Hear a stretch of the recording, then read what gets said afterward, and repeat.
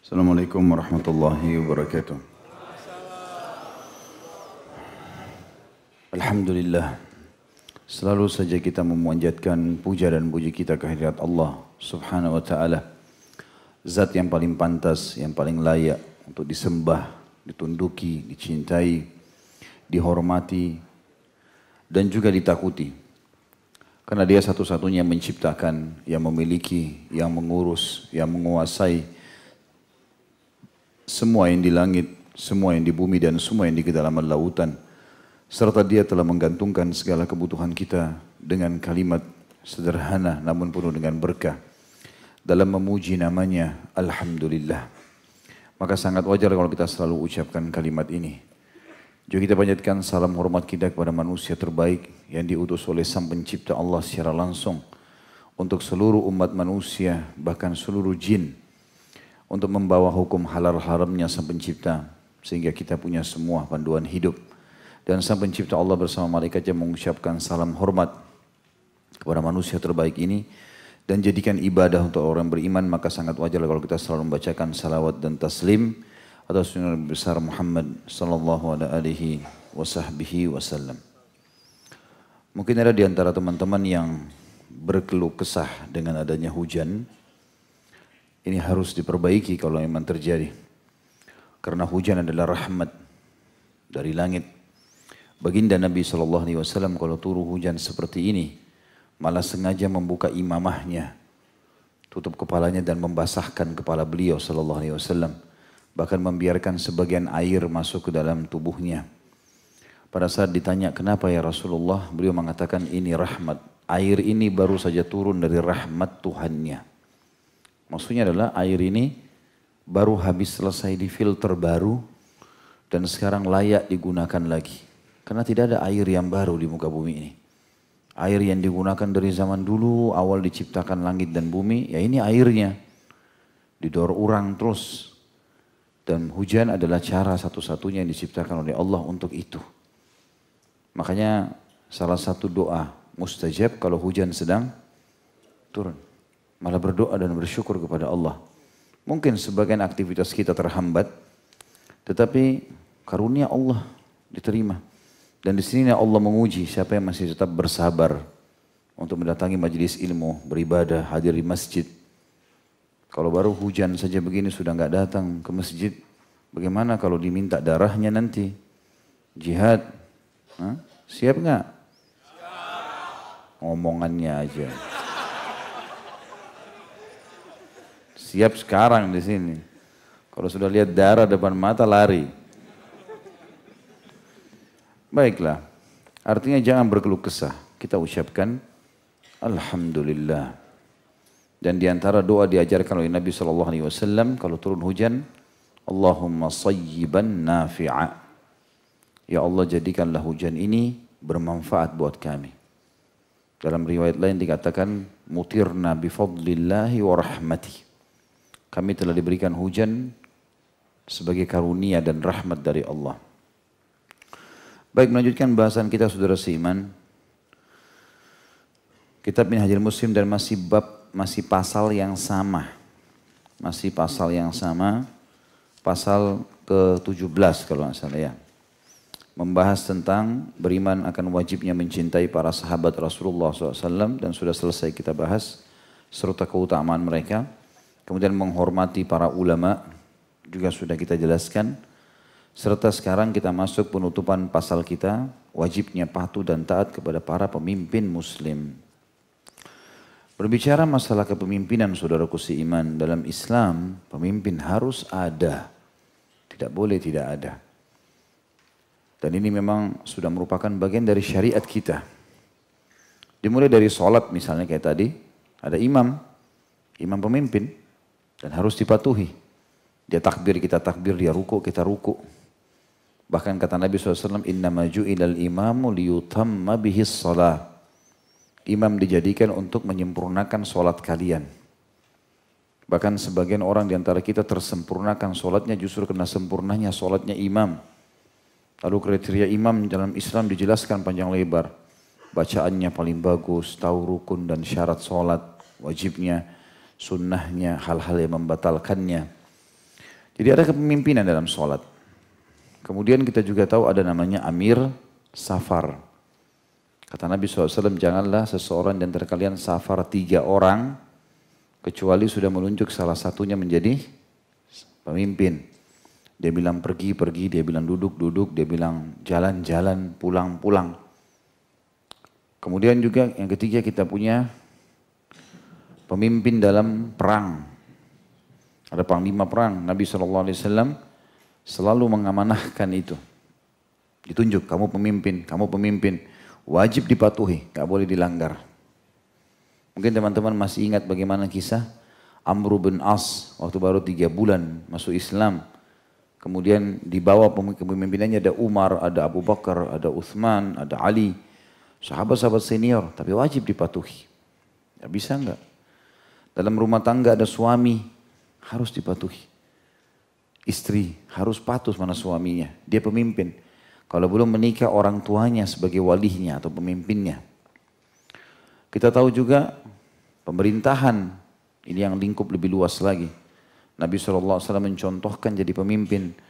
Bagaimana beliau memimpin, terus diikuti oleh Khulafaur Rasyidin. Mereka menerapkan apa yang Nabi SAW terapkan sebagai pemimpin. Kita tahu banyak sekali khalifah-khalifah dalam Islam. Ya, kalau kita hitung jumlahnya mereka banyak sekali, ratusan. Nah, jumlah mereka dari Umayyah, Abbasiyah, Uthmaniyah. Dan sampai sekarang banyak raja-raja muslim, presiden-presiden muslim. Gitu kan. Ada kepemimpinan dalam Islam. Jadi memang ini ada dalam Islam, kepemimpinan dan harus ada, tidak bisa tidak. Cukuplah statement Ali radhiyallahu anhu yang mengatakan kepada kita semua dan pernah saya sebutkan statement ini, cuma saya reviewkan kembali. Kata beliau harus di komunitas muslim ada pemimpin. Mukmin atau fasik atau fajir. Orang yang patuh sama Allah atau dia muslim tapi masih banyak pelanggaran agamanya. Kata orang-orang di sekitarnya, waktu itu Ali bin Abi Thalib jadi khalifah. Wahai Amir Mu'minin, kalau mukmin masuk akal kita angkat jadi pemimpin. Tapi bagaimana kalau fajir? Kalau dia terlanjur memimpin kami bagaimana? Jauh dari agama, banyak pelanggaran. Tapi dia muslim. Kata Nabi SAW, kata Ali bin Abi Thalib, dengannya, kalaupun dia jadi pemimpin dan dia fajir, jalan-jalan akan aman. Pendapatan negara akan didatangkan. Kemudian musuh akan dihadapi dan setiap muslim yang jadi masyarakatnya masih bisa menyembah Allah seminimal sampai dia mati dalam kondisi aman. Kita tahu misalnya di Indonesia sampai sekarang kita belum menemukan ada pemimpin muslim yang alim ulama, yang ideal gitu. Hafal Al-Quran, kemudian sholat on time 5 waktu bisa jadi imam. Ya. Hukum halal haramnya Allah diterapkan, belum ada. Tapi minimal Indonesia makmur, aman jalannya, kita masih bisa memakmurkan masjid, majelis-majelis taklim masih bisa, Ramadan masih diiklankan, haji masih diizinkan dan seterusnya. Izin-izin buka pesantren segala macam. Bebas, alhamdulillah. Jadi tinggal itu saja yang kita perbaiki. Tentu teman-teman sekalian, kepemimpinan ini tidak boleh dilanggar. Kalau dilanggar titahnya yang tidak berhubungan dengan hal yang diharamkan dalam agama, kitanya yang dosa besar. Misal orang sengaja melanggar imamnya dalam sholat, batal sholatnya. Orang yang sengaja tidak melanggar pemimpin safarnya atau istri melanggar suaminya di rumah atau anak-anak pada orang tuanya atau prajurit pada pasukannya atau siapa saja. Ya, semua itu ya termasuk masyarakat yang dipimpin oleh pemimpin muslim maka ini hukumnya dosa besar. Gak dibolehkan sama sekali dalam Islam. Lalu bagaimana kalau seandainya ada hal-hal yang kita tidak sukai? Maka bersabar, bersabar. Itu yang harus diperhatikan, bersabar.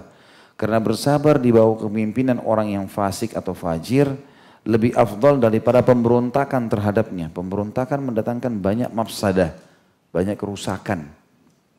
Kecuali betul-betul dalam satu keadaan mereka melarang kita sholat dan ada kekuatan muslimin itu lain. Diingatkan mereka tidak mau, bahkan mereka tutupin masjid. Gak boleh umat Islam jalankan aktivitasnya, ini lain. Tapi kalau enggak, gak boleh sama sekali memberontak. Dan semoga Allah kasih hidayah banyak anak-anak muda muslim di Indonesia yang karena semangatnya besar, maka mereka main sembarangan saja. Ini pemerintahan kafir, togut, berontak, serang. Serang apanya? Apanya yang mau diserang? Antum buka usaha lebih bagus. Buka usaha halal, antum jual makanan halal itu sudah dakwah. Antum cari rezeki yang halal buat anak-anak, buat sekolah, pesantren, tahfidz Quran, lebih baik daripada memberontak. Ini kadang-kadang subhanallah ban mobil kita kempes semuanya dibuang. Bannya kalau kempes diapakan? Tambal, isi angin, jalan. Emang gampang buat kepolisian, tentara, buat semua macam kementerian, tidak gampang itu. Tinggal bagaimana dikemas secara Islam. Bagaimana ditarik itu dalam Islam, itu bisa. Saya terus terang termasuk orang yang sangat tidak setuju. Kalau Indonesia disalah-salahkan, dikatakan bukan negara Islam, bukan negara begini. Kalau saya melihat semua umumnya poin yang menerapkan itu sebagai sebuah negara Islam, ada. Pemimpinnya Muslim, dari presiden pertama sampai sekarang Muslim. Banyak kekurangannya iya. Banyak kekurangan iya. Banyak juga khalifah-khalifah Islam dulu punya kekurangan, banyak. Kekurangan. Ada di antara khalifah-khalifah tidak usah kita sebutkan namanya terkenal. Bahkan minum khamar, bahkan ini, bahkan itu. Tapi umat Islam, ulama di bawah mereka menasihati. Beda kalau belum jadi pemimpin, itu lain, bahasanya berbeda. Jangan dipilih. Tapi kalau sudah jadi pemimpin tidak bisa lagi. Mafsadahnya lebih besar, dia mempertahankan kedudukannya walaupun dia harus korbankan semua yang ada di sekitarnya. Sudah dirasuki oleh syaitan biasanya orang begitu. Seperti kasus sudah sering kita sebutkan di Syria, Bashar membunuh sampai 250.000 orang masyarakatnya. Sekarang ini hari-hari sekarang semoga Allah turun muslimin lempar gas-gas beracun di tengah-tengah umat Islam. Tidak mau peduli lagi, bayangkan mafsadahnya. Satu orang buat masalah. Padahal dulu saya pernah ceritakan Syria itu subur sekali. Penerbit-penerbit buku ahli sunnah banyak. Masjid-masjid ahli sunnah banyak. Ulama-ulama berfatwa. Pemerintah juga masih dengar fatwanya ahli sunnah wal jamaah dulu. Padahal walaupun mereka syiah. Pasar-pasar mereka makmur. Semua jenis buah-buahan ada. Sampai saya dengar dari beberapa teman yang pernah menginjakkan kaki ke negeri Syam. Mereka bilang terutama di Syria, itu kalau jalan rayanya pecah bisa tumbuh pohon apel di situ. Saking suburnya gitu. Habis semuanya sekarang. Seperti negara yang kena azab. Hanya karena segelintir orang awalnya, enggak ini enggak cocok ini. Perangi, berontak. Semangat. Padahal dikalahkan akhirnya. Gitu kan.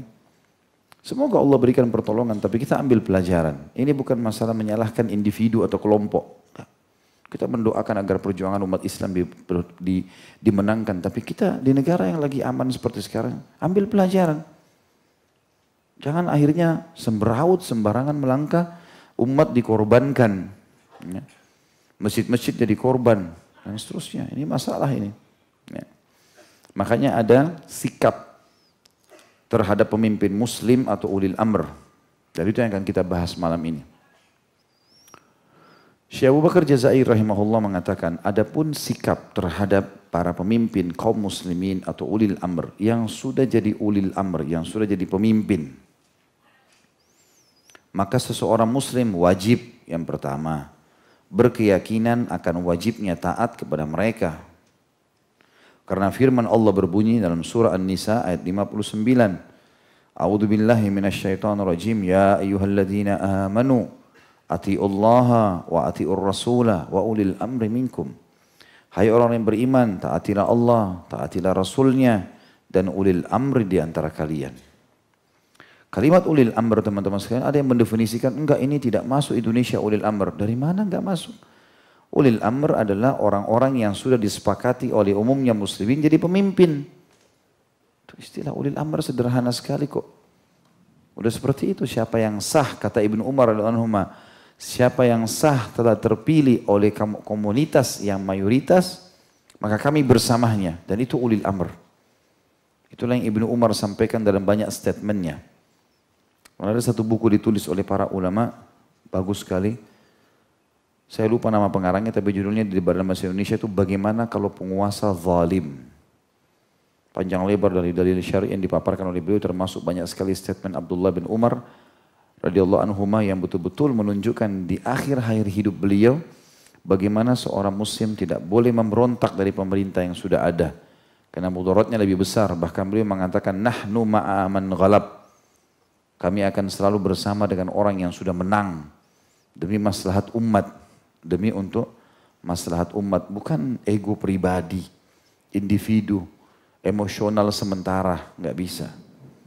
Jiwa kepemimpinan itu memang akan ada pada sebagian orang yang betul-betul memang memahami maslahat umum, bukan sesuatu yang kecil, tapi hal yang besar lingkupnya.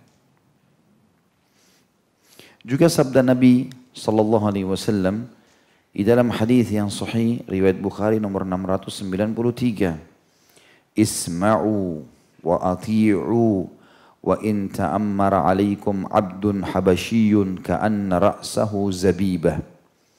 Dengarkan dan taatlah kalian semua. Sekalipun yang memimpin kalian adalah budak sahaya berkulit hitam dari Ethiopia yang rambutnya seperti buah kismis atau keribo. Ya. Tahu apa makna kalimat ini teman-teman? Di zaman dulu, di zaman Nabi SAW, mayoritas budak itu berkulit hitam. Dan mayoritas mereka rambutnya keribo, kecil-kecil. Biasanya karena mereka banyak yang budak, akhirnya dianggap mereka manusia kelas nomor 2. Gitu. Makanya Nabi SAW datang membawa hukum syariat mengatakan, bebaskan budak, bebaskan budak. Al-Quran mengatakan, fatahrirur raqabah. Banyak sahabat beli budak, dibebasin. Tiap hari dibebasin sekian puluh orang. Kita tahu perilaku Abu Bakar dalam membebaskan Bilal, ya, Suhaib, dan beberapa sahabat-sahabat yang Nabi yang lain. Radhiyallahu anhum ini semua dibebaskan. Talha bin Ubaidillah setiap hari membeli 36-37 budak. Dibebasin, lillahi ta'ala saja begitu. Allah mengatakan tadi, tahrir raqabah dalam ayat lain, fakku raqabah. Bebasin budak-budak itu. Sekarang teman-teman sekalian, Nabi SAW memberikan gambaran kepada kita, dengarkan dan patuhi, walaupun yang memimpin kalian orang yang berkulit hitam, budak sahaya, rambutnya keribo. Apa maknanya? Kata ulama hadis ada 3 hal di sini disebutkan. Seorang budak dulu. Budak ini umumnya kalau dalam lingkungan, kalau dalam pemerintahan, sebenarnya budak itu dalam Islam tidak dipilih. Kalau dia dibebasin dari keterbudakan baru dia bisa mencalonkan diri atau tercalonkan. Kalau budak ini enggak dipilih. Yang kedua, istilah Nabi SAW dari Habasyah, berkulit hitam dari Habasyah. Habasyah waktu itu beragama Nasrani. Waktu itu beragama Nasrani dan kita tahu satu-satunya yang masuk Islam waktu itu hanya Najasyi, rajanya saja. Itu pun rajanya sembunyikan keislamannya karena takut pemberontakan terjadi di masyarakat. Dan kita sudah tahu kalau teman-teman ikuti sejarah sirah atau kisah sirah yang saya sampaikan tentang bagaimana kisah Najasyi masuk Islam di tangan Ja'far bin Abi Thalib radhiyallahu anhu ajma'in, maka kita lihat bagaimana dia akhirnya menyembunyikan keislamannya. Pada saat pendeta-pendeta pada mau memberontak semua, bahkan sempat terjadi peperangan di antara mereka. Tapi karena pengikutnya Najasyi pikir Najasyi betul-betul masih Nasrani, maka mereka mendukung. Gitu kan. Dan waktu meninggal Nabi SAW sholat gaibkan dia. Karena tidak ada yang sholat di Habasyah. Bahkan disebutkan dalam beberapa athar acara kematiannya dengan acara Nasrani. Radhiyallahu anhu. Karena kan ada yang tahu. Makna kata sebagian ulama hadis, makna kalimat budak Habasyah. Artinya bisa jadi bukan Muslim. Bisa jadi yang memimpin kalian tiba-tiba non-muslim menguasai. Kemudian dikatakan rambutnya seperti kismis atau keribo. Ini biasanya orang menganggapnya sebuah kekurangan. Artinya bukan kekurangan lah. Tapi orang lebih suka rambut lurus daripada rambut keribo umumnya. Maka maksudnya walaupun fisiknya punya kekurangan gak ada urusan. Fisik bukan jadi tolok ukur. Mau kulitnya hitam, mau rambutnya keribo, mau matanya sipit, mau apa, gak ada urusan. Intinya dia sudah jadi pemimpin. Awal hadis isma'u wa ati'u, dengarkan dan patuhi. Untuk maslahat umum. Kalau sudah terlanjur terjadi.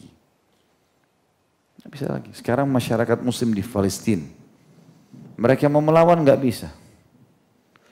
Sudah dikuasai, sudah dijajah. Mereka boleh susun kekuatan, mereka coba melawan, silahkan. Perjuangan, seperti Indonesia dulu waktu lawan Belanda, lawan Jepang, silahkan. Tapi jangan mengorbankan umumnya maslahat umum gara-gara ego pribadi. Ya gitu. Di Palestina sekarang orang-orang yang tetap mau patuh dengan peraturan pemerintah Israel, dapat warga negara, dikasih keamanan.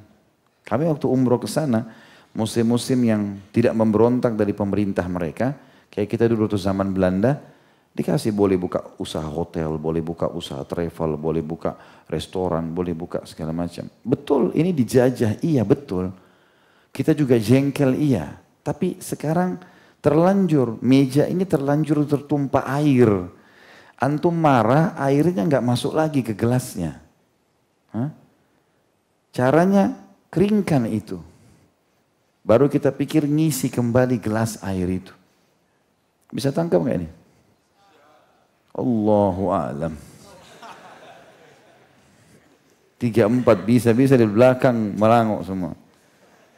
Anggap faham. Mudah-mudahan Allah fahamkan antum. Jadi kita harus berpikir maslahat umum. Jangan ego pribadi yang sebentar. Antum kalau faham poin ini teman-teman.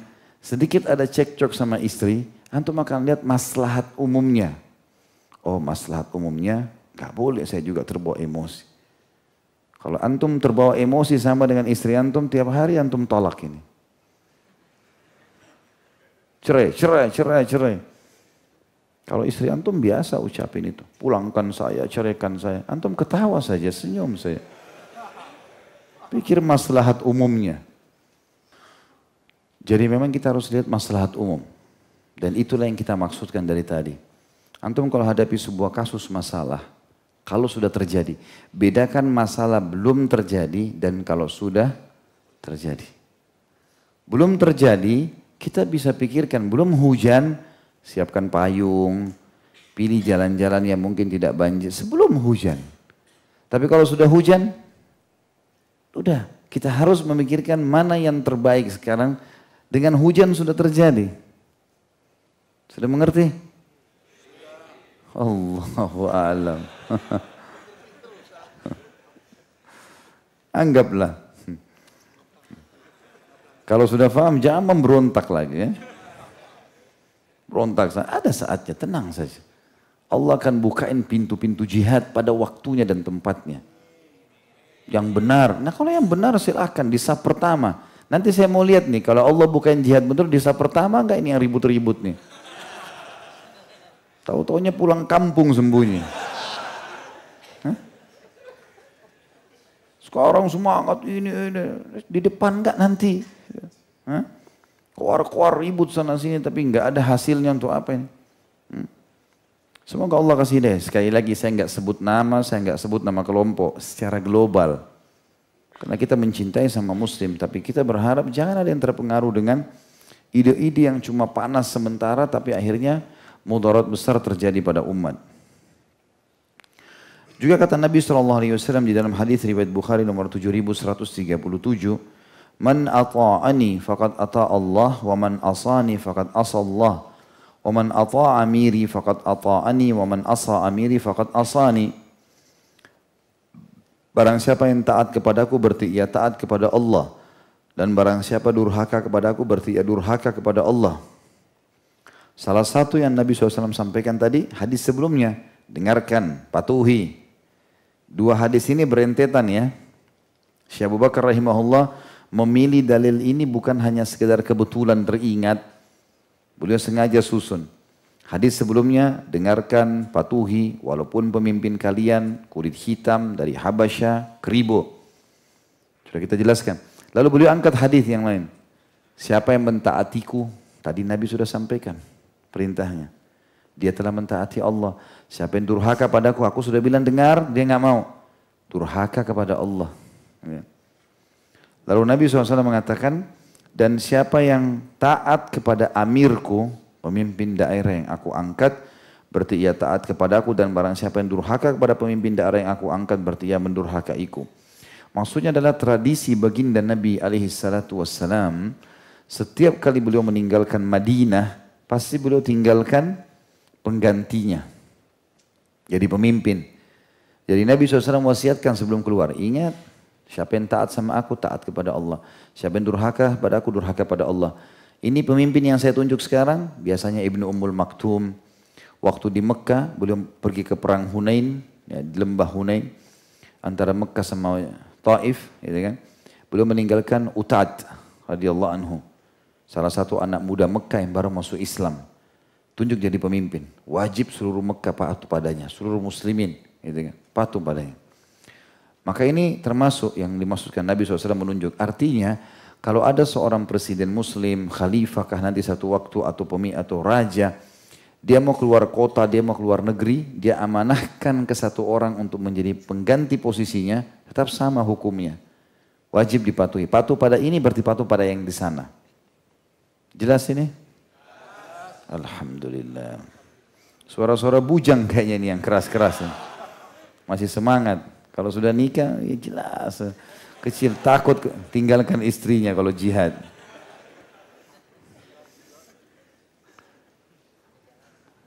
Akan tetapi seorang muslim, kata beliau, tidak berpandangan mematuhi mereka di dalam kemaksiatan kepada Allah subhanahu wa ta'ala, zat yang maha suci dan maha mulia.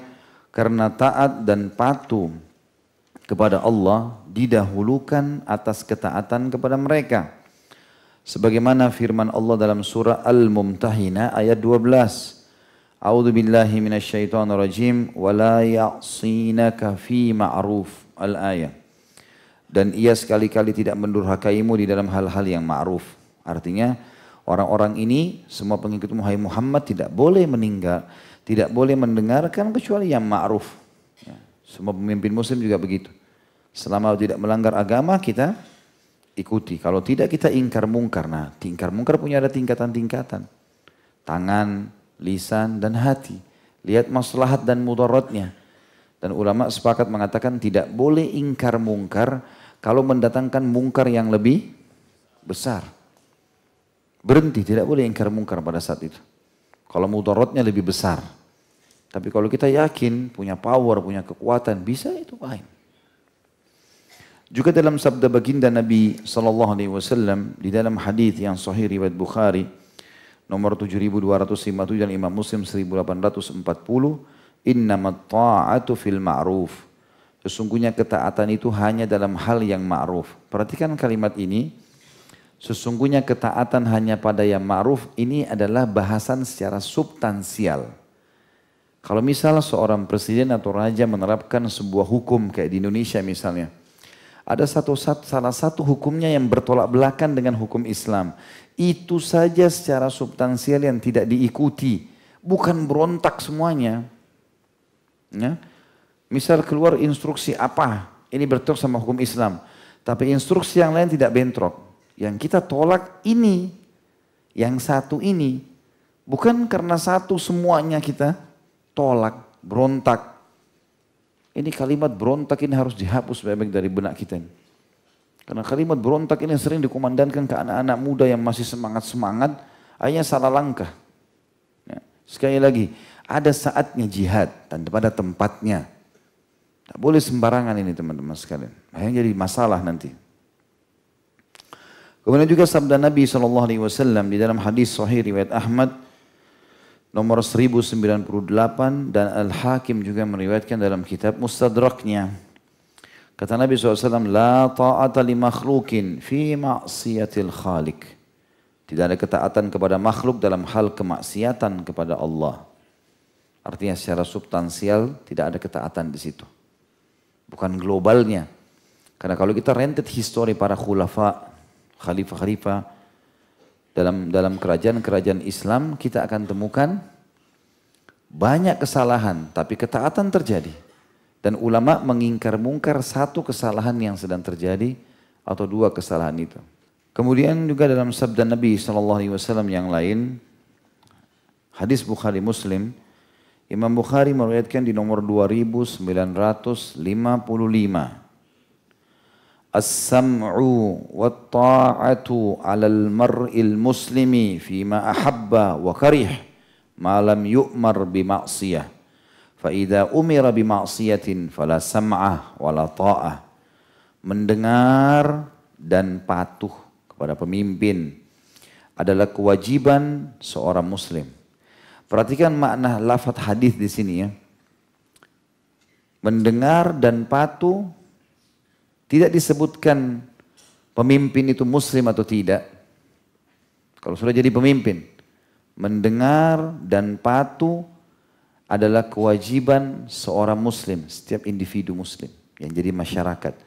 Di dalam hal yang ia suka atau tidak suka, selama tidak diperintahkan untuk maksiat kepada Allah. Buat KTP, buat SIM, akte lahir, orang pergi ngurus sana sini. Tapi peraturan, ikuti saja.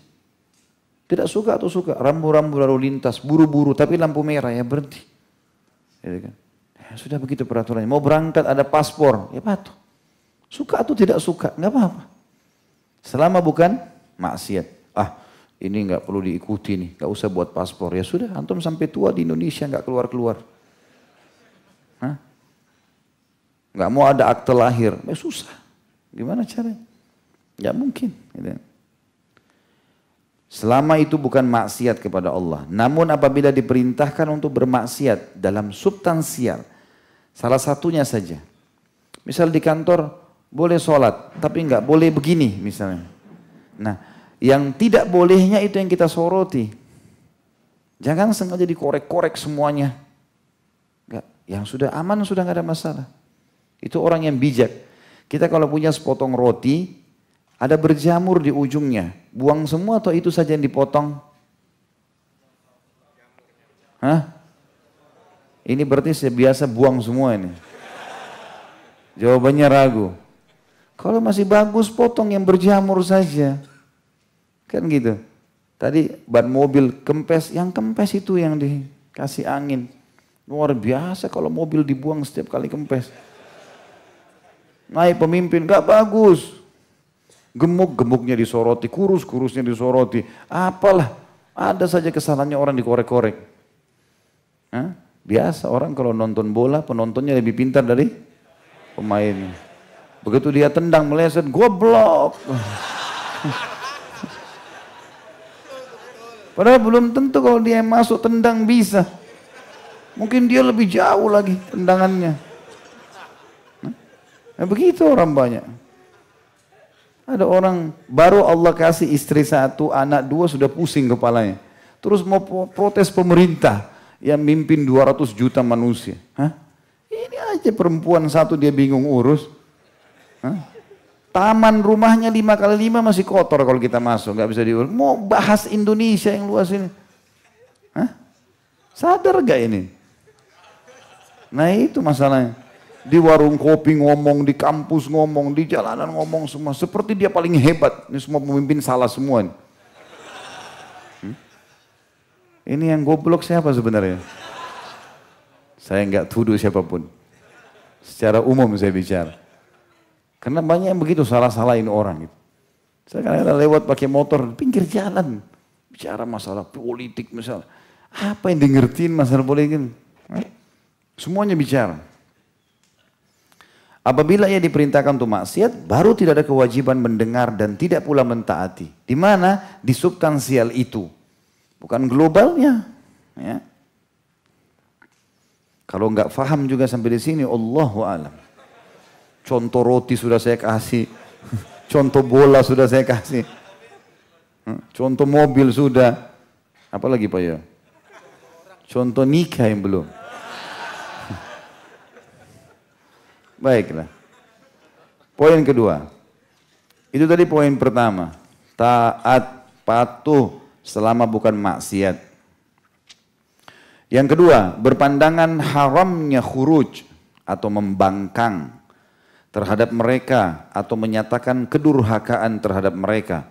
Karena yang demikian itu menyebabkan pemutusan ketaatan kepada pemimpin kaum muslimin.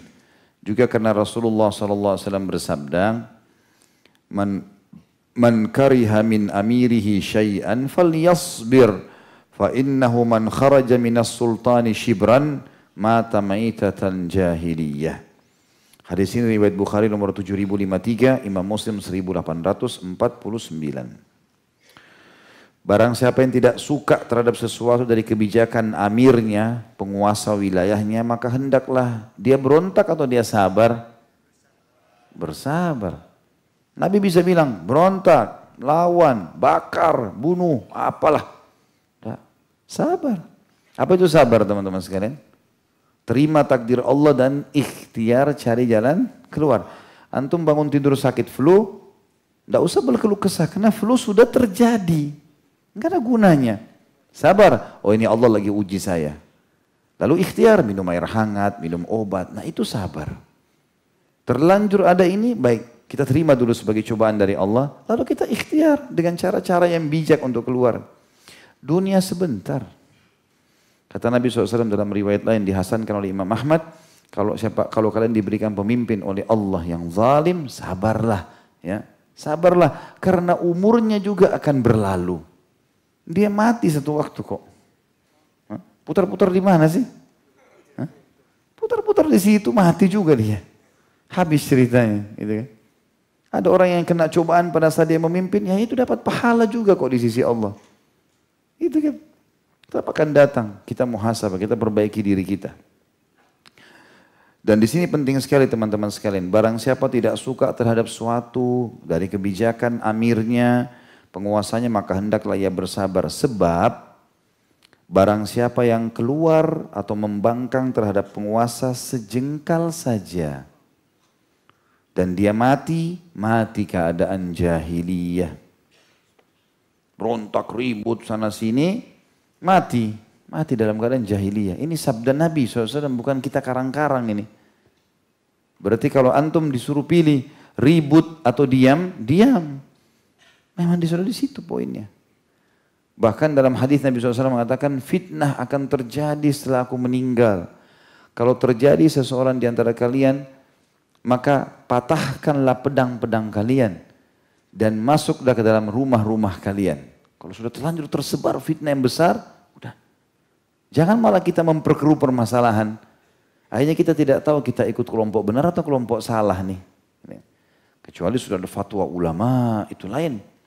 Udah ada jelas, ini hukum-hukum syar'i, pemimpin ini begini, sudah harus begini, itu lain. Udah ada fatwa, udah ada segala macam. Kalau enggak boleh sama sekali. Termasuk juga teman-teman sekalian, tidak boleh karena kita lihat ada kekurangan dari pemimpin, lalu kita hina-hina. Sabda Nabi SAW dalam hadis riwayat Tirmidzi dan dihasankan oleh beliau, nomor 2224. Man ahana sultana ahanahullah. Barang siapa yang menghina penguasa, niscaya Allah akan menghinakannya. Ada juga hadis yang lain yang kata Nabi SAW, kepemimpinan itu adalah kekuasaan Allah di muka bumi. Allah berikan kepada siapa yang dia mau. Ya. Allah dikatakan dalam Al-Quran, yu'til mulka taman yasha, wa yanzi'ul mulka mimman yasha. Allah memberikan kerajaan kepada siapa yang dia mau. Allah cabut dari siapa yang dia mau. Kekuasaan Allah. Bukan urusan kita itu. Kita kalau belum terjadi jangan pilih. Sudah terjadi ya sudah. Ada hukum syar'i yang harus kita patuhi. Dan hati-hati teman-teman sekalian, makna hadis ini siapa yang menghina masuk dalamnya adalah mencibir, menghina, menjatuhkan. Apalagi kayak sekarang di Indonesia, setelah demokrasi ini semuanya boleh. Boleh caci maki, boleh marah, boleh segala macam. Tidak ada urusan. Bagaimana antum minta maaf sekarang? Ada orang yang buat karikatur, ada orang yang buat ini. Bagaimana antum minta maaf? Kalau teman kita aja di sebelah, itu kalau kita sampai, atau tetangga misalnya punya masalah sama dia, satu orang, sudah cukup habisin pahala kita hari kiamat. Ini semua pemimpin jadi musuhnya. Semua orang yang pernah apalah jadi musuh dia. Pokoknya semua orang salah, dia yang paling benar. Ada orang begitu subhanallah, penyakit jiwa ini. Orang lain semua salah, dia yang paling benar. Dia mimpin sekali lagi, saya bilang rumahnya saja masih kacau balau. Jadi RT aja masih belum bisa. Bicara masalah lingkup yang lebih besar, sadarlah. Kata Nabi SAW, kalau seandainya perkara dikembalikan bukan pada ahlinya, tunggulah kehancuran. Gak bisa ini. Yang ketiga, tentu di sini tidak boleh memberontak ya, kecuali memang mereka melarang sholat. Sebagaimana sabda Nabi SAW, nanti ada pemimpin setelahku yang bodoh, mereka tidak mengambil sunnahku, tidak mengambil nasihat dari aku, tidak menjalankan titahku, petunjuk dariku. Kata para sahabat, ya Rasulullah, boleh berontak? Kata Nabi, enggak boleh. Selama mereka membolehkan kalian sholat atau mereka sholat bersama kalian. Jadi ada karakternya, ada syaratnya, sholat. Kalau tidak sholat, larang orang sholat, nah baru ada pintu terbuka. Yang ketiga, hendaknya mendoakan mereka agar tetap soleh, baik, mendapat taufik dan terpelihara dari keburukan dan dari terjatuh ke dalam kesalahan. Jadi jangan cuma tahu mencaci maki, menyalahkan, doain. Ya Allah berikan hidayah. 200 juta umat Islam di Indonesia kalau doain semua kan jadi bagus. Saya dengar di Saudi itu hampir semua masjid ya yang saya mampiri, yang saya tidak mampir nggak tahu.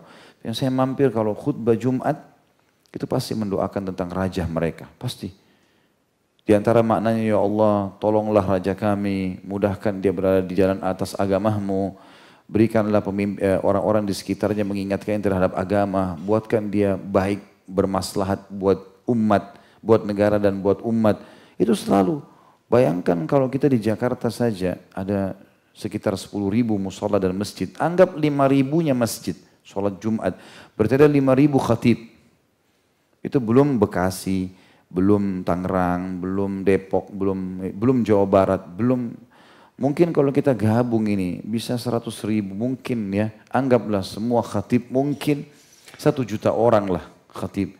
Yang hadir sekian ratus juta umat. Semuanya mengaminkan, masa nggak ada yang diijabah. Setiap Jumat kita doain, ya Allah jadikan pemimpin kami baik, pemimpin kami soleh, pemimpin kami. Bukan mustahil Allah ubah dia hafal Quran langsung. Daripada bodoh ini, itu, segala macam kata-kata dikeluarkan, tidak ada gunanya. Mendoakan mereka agar tetap soleh, baik, mendapat taufik dan terpelihara dari keburukan dan dari terjatuh ke dalam kesalahan. Serta sebab kebaikan umat ada pada kebaikan mereka dan kerusakannya ada pada kerusakan mereka. Jadi kalau pemimpin memberikan instruksi yang baik, maka masyarakat tinggal jalankan. Buruk, maka ini juga susah. Mereka menolak pun pemerintah sudah terapkan, ini akan sulit. Bentrok antara mereka dengan pemerintah. Dan hendaknya memberikan nasihat atau kritik yang membangun kepada mereka tanpa unsur merendahkan atau menjatuhkan kedudukan mereka. Sebab Rasulullah SAW bersabda dalam hadis yang sahih riwayat Imam Muslim nomor 55, ad-dinun nasiha, qulna liman qala lillahi wa li kitabihi wa li rasulihi wa li a'immatil muslimina wa ammatihim. Agama itu semuanya nasihat. Kami para sahabat bertanya, untuk siapa? Beliau menjawab, untuk Allah, untuk kitabnya, untuk rasulnya. Maksudnya sampai 3 ini, ya, kita menasihati dengan mengambil petunjuk dari Allah, petunjuk dari kitabnya, Al-Quran, petunjuk dari rasulnya alaihi salatu wassalam. Diarahkan kepada para pemimpin muslimin dan masyarakat umum. Jadi nasihat harus bersumber dari 3 tadi. Dari Allah, dari kitabnya dan dari rasulnya alaihi salatu wassalam. Yang keempat, berjihad dengan komando dari mereka dan sholat bermakmum kepada mereka. Sekalipun mereka telah berbuat fasik dan melakukan hal-hal yang diharamkan selain kekufuran. Sebab Rasulullah SAW telah bersabda kepada orang yang bertanya kepada beliau tentang mentaati para pemimpin yang busuk. Pemimpin yang busuk, buruk nih pemimpinnya. Dalam hadis yang sahih riwayat Imam Muslim 1846, Isma'u wa ati'u fa innama alaihim ma hummilu wa alaikum ma hummiltum. Dengarkan dan taati kalian. Sesungguhnya mereka, para pemimpin menanggung apa yang dibebankan kepada mereka dan kalian pun menanggung apa yang dibebankan kepada kalian. Jadi semua apa yang mereka lakukan bertanggung jawab ke depan Allah. Makin banyak perampokan, pencurian, manipulasi data, apalah pemimpin itu lakukan. Kalaupun antum tahu, maka sebenarnya makin berat hukumannya. Mana beda, masa bisa sama orang mencuri 10.000 dengan orang mencuri 1 juta? Di sisi Allah dosa. Mana sama antara orang yang mengkorupsi misalnya 1 juta dengan orang yang korupsi sekian ratus miliar? Beda. Makin berat itu sebenarnya. Makin berat, jadi tidak usah kita khawatir. Ada sang pencipta Allah. Orang-orang muslim harus punya akidah yang kuat. Yakin. Fir'aun dengan kekejamannya Allah binasakan kok. Apalagi kalau cuma presiden-presiden zaman sekarang. Ini raja menguasai setengah dunia dulu Allah binasakan. Muminya masih ada sampai sekarang. Cuma Allah mau kita ini muslimin kembali ke agamanya. Muhasabah gitu kan. Saya yakin kalau kita semua membaik teman-teman Allah kasih pemimpin yang baik. Karena sabda Nabi SAW kalau tersebar di satu komunitas masyarakat maksiat maka Allah akan datangkan kepada mereka dua hadis. Yang pertama pemimpin zalim memimpin mereka atau musuh yang menguasai mereka. Penjajahan. Penyebabnya karena dosa yang merata itu. Ubadah bin Samit radhiyallahu anhu berkata, kami berbaiat kepada Rasulullah SAW untuk mendengar dan patuh di dalam suka dan duka, di dalam kesempitan dan lapang. Dan kami juga berbaiat untuk tidak menarik baiat dari pemimpin. Perhatikan kalimat terakhirnya. Kalau banyak orang teman-teman sekarang di antara kita ini belajar. Bahkan ada banyak di antara dai-dai kita menyampaikan hadis sepotong-sepotong. Tidak selesai. Banyak hadis ini disampaikan, kami berbaiat kepada Rasulullah SAW untuk mendengar dan patuh dalam suka dan duka, dalam kesempitan dan lapang. Sampai sini dipotong hadisnya. Terus mereka mengatakan, loh ini kan Nabi yang pemimpin. Perhatikan lanjutan hadisnya, kata Ubadah bin Samit, dan kami juga berbaiat kepada Nabi. Kami juga ambil janji setia untuk tidak menarik baiat dari pemimpin. Kalaupun Nabi sudah meninggal, ada pemimpin lagi, sudah jadi pemimpin, kami tidak akan menarik kepatuhan kami. Beliau juga bersabda sallallahu alaihi wasallam di dalam hadis yang terakhir dalam bab kita ini atau pasal kita adalah hadis Nabi sallallahu alaihi wasallam riwayat Bukhari nomor 7056 dan Muslim 1709. Illa an tarau kufran bawahan indakum fihi minallahi burhan. Kecuali jika kalian melihat kekufuran yang nyata, jelas-jelas pemimpin itu murtad, kafir, melarang orang sholat, yang kalian mempunyai hujjah, argumentasi dari Allah dalam hal itu, kata sebagian ulama adalah kalian punya kekuatan berbeda, memang dilarang sholat, masjid ditutup, itu lain. Itu hukumnya berbeda, ada babnya sendiri, ada saatnya dibahas, gitu kan? Supaya tidak ada kesalahpahaman dalam masalah-masalah seperti ini. Insya Allah pertemuan akan datang nanti kita akan masuk di bab baru, dan buku kita ini ada 4 bab. Bab akidah alhamdulillah sudah selesai. Pada malam ini ada 17 pasal.